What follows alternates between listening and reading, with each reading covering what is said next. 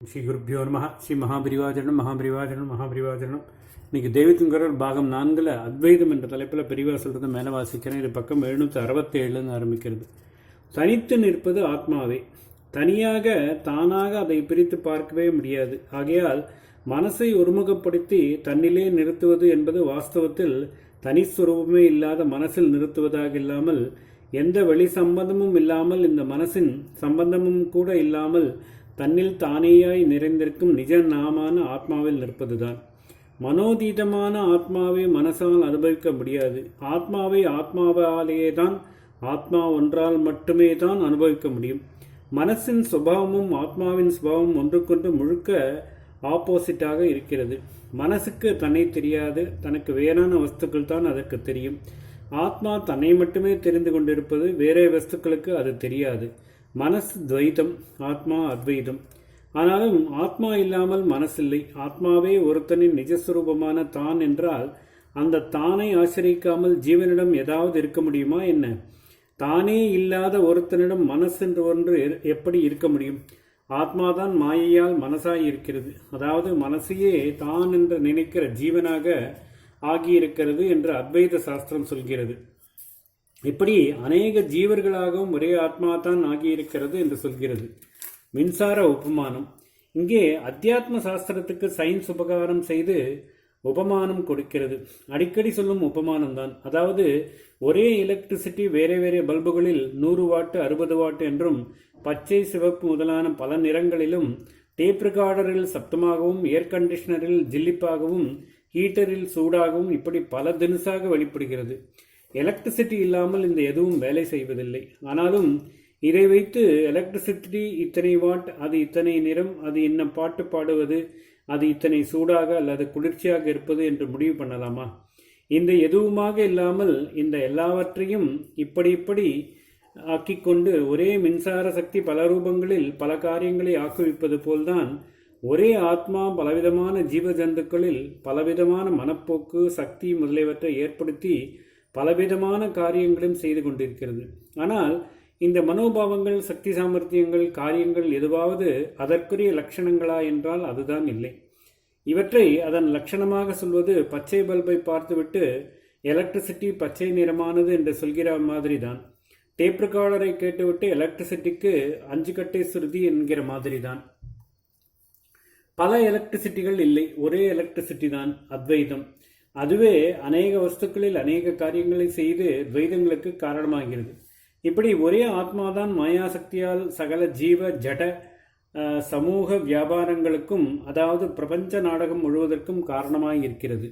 பரமாத்ம ஜீவாத்மாக்கள் ஒரே ஆத்மாதான் இப்படி மாயையால் எல்லாவற்றையும் இருக்கிற மாதிரி காட்டுவது என்றால், அப்பொழுது ஜீவாத்மா பரமாத்மா என்று வேறு வேறாக இரண்டும் இருக்க முடியாது என்றாகிவிடுகிறது.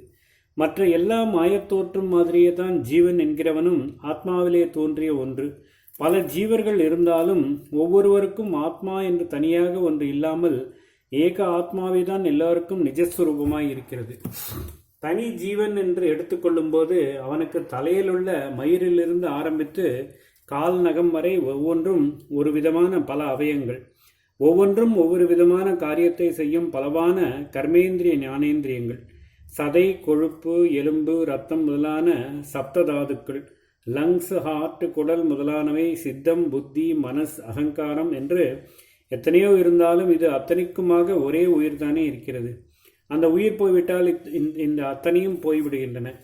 நான் மேலே சொன்னவற்றில் சித்தம், புத்தி, மனஸ், அகங்காரம் ஆகியவை உயிர் போனவுடன் ஒரு உடம்பை விட்டு மட்டும் போகின்றன, இன்னொரு உடம்பை அடைகின்றன. மற்றவை, அதாவது தேகமாக பல காரியங்கள் செய்த அத்தனை அவயங்களும் உயிர் போன பிறகு அழிந்தே போய்விடுகின்றன. எனவே இத்தனை துவைதங்களுக்கும் மூலமானது அந்த ஏகமான உயிர் என்று தெரிகிறது. இப்படியே தான் அநேகமான உயிர்களாக தெரியும் அத்தனை ஜீவர்களுக்கும் மூலம் ஒரே ஆத்மாதான். ஜீவாத்மா ஜீவாத்மா என்று பல ஆத்மாக்கள் இல்லை. ஆத்மா ஒன்றுதான். பரமாத்மா என்பதும் அதுதான். பரமாத்மா ஜகத்காரணன், அந்தர்யாமி.